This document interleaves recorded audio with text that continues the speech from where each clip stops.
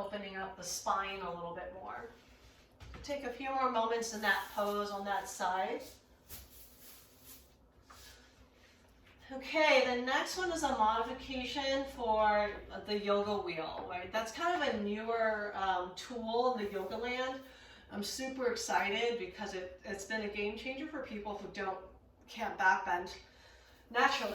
So this is my stool. It's a mini papasan, and you can just find any sort of low chair with two legs. Now these have little rims that I can grab everywhere, and I took this rounded object. You can just take a pillow or something to create a little bit of a curvature, okay?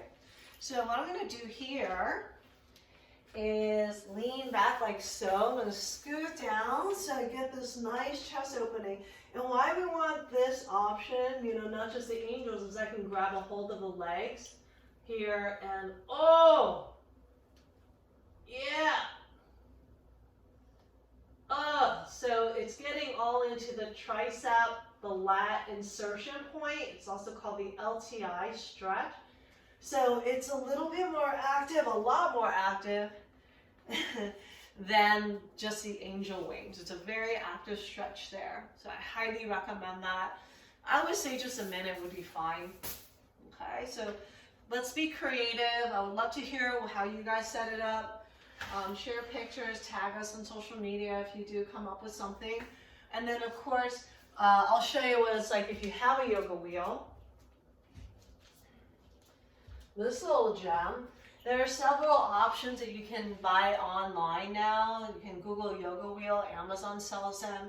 The couple that we have at the studio from Amazon, about $35, $40.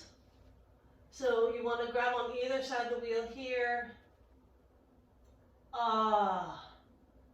Major spine cracker. It's great release in that mid upper thoracic spine.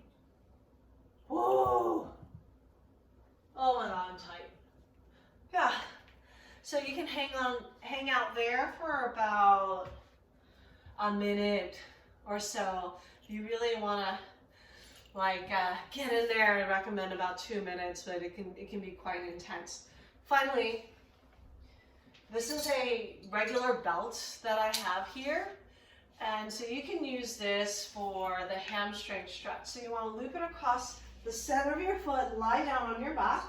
And the goal is to keep the leg straight. So I know it would be tempting to bend the knee. We're actually targeting the hamstring. So when keep the leg straight, make sure your foot is also flexed towards your face. Now you're going to hit a threshold where the knee starts to bend. Go back to the place where your leg can remain straight. When you're holding onto the strap, make sure your shoulders are relaxed. I recommend this for about 2 minutes, in which case you can also let the leg fall inward and look over your opposite shoulder.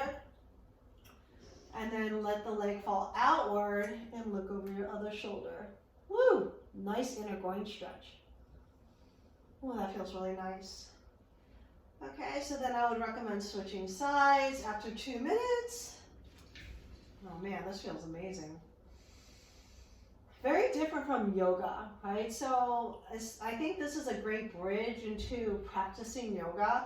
It's very accessible, and I think, in my opinion, very necessary. So mobility works with the joints, and that way we can optimize the function of our joints. And flexibility is more about muscle and connective tissue and so forth. Right? So again, you want to keep the legs nice and straight. Even if your leg is here, your hamstrings are hella tight, just keep it loaded, right? So no point in really bringing this up. Now this is again specifically for the hamstrings. If you're coming up and you're having to bend, right, go back to where the leg can stay straight so you can get a full tautness through your entire hamstring. So your hamstring is from your sit bone all the way to the back of your knee. So we want the full tension on the whole side, the back of the legs there. Good, so that's about 2 minutes per leg with the crissy-crossy thingy. So this is the 15-minute segment, and tune in for part 2 for another 15 minutes of this. Have a great day.